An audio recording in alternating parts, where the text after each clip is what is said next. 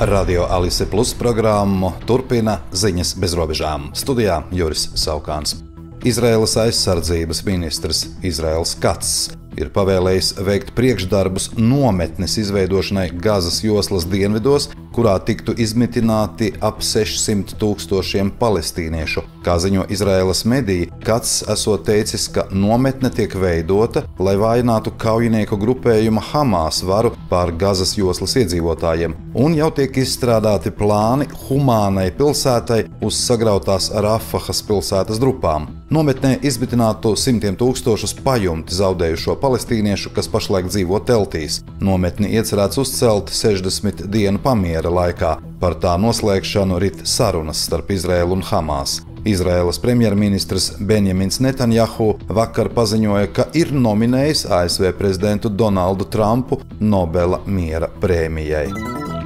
Vācijas eksporta apjoms maijā mēneša salīdzinājumā sarucis otro mēnesi pēc kārtas, jo ievadmuitas tarifu draudu dēļ krasi samazinājies pieprasījums no Amerikas Savienotajām valstīm. Par to ziņo Vācijas valsts statistikas birojs. Vācijas eksports uz ASV maijā mēneša salīdzinājumā saruka par 7,7%, eksporta vērtībai sasniedzot zemāko līmeni kopš 2022. gada marta. Tikmēr imports no Amerikas Savienotajām valstīm Vācijā ir krities par 10,7%.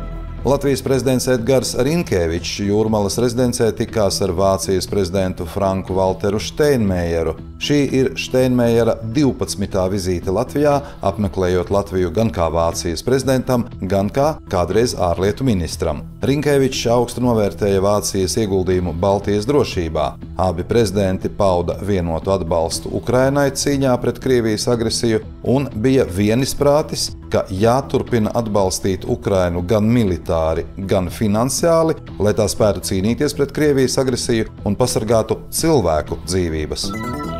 Latvijas armijas 106. gadadienā Zemesardzes 46. kājnieku bataljona komandiera maiņas ceremonijā līdzinējo bataljona komandieri pulkveža leitnantu Jāni Lakševicu amatā nomainīs pulkveža leitnante Anita Pizele. Viņa būs pirmā un pat laban vienīgā sieviete Zemesardzē, kura stāsies bataljona komandieres amatā. Latvijas dzelzceļš izsludinājis konkursu 4 Latgales reģiona dzelzceļa staciju modernizācijai. Projekta laikā plānots modernizēt Līvānu un Daugavpils stacijas dzelzceļa līnijā Krustpils-Daugavpils, kā arī Viļānu un Rēzekne 2 stacijas dzelzceļa līnijā Krustpils-Rēzekne. Iepirkuma mērķis ir modernizēt stacijas un ar tām saistīto infrastruktūru. Runa ir par paaugstinātām platformām, sliežu ceļiem, pasažieru un gājēju infrastruktūru un apgaismojumu. Pieteikumus var iesniegt līdz šā gada 12. augustam. Jāatzīmē, ka akciju sabiedrība Pasažieru vilciens šogad pirmajā pusgadā pārvadāja kopumā 10,1 miljonu pasažieru, un tas ir par 12% vairāk nekā attiecīgajā periodā pērn.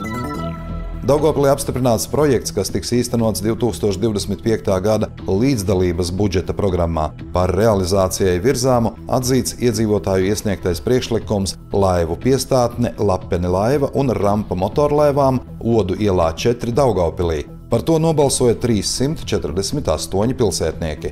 Par projektu īstenošanu atbildēs Daugavpils komunālās saimniecības pārvalde, šobrīd sākts sagatavošanās posms, kurā paredzēta iepirkuma dokumentācijas izstrāde. Projekta turpmākā norise paredz būvdarbu iepirkumu un faktisko būvniecību. Projekta provizoriskās izmaksas sastāda 36,5 tūkstošus eiro, precīza summa būs zināma iepirkuma rezultātā.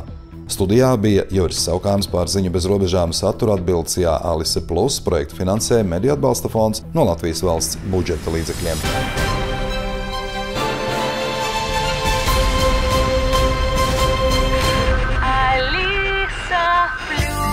Radio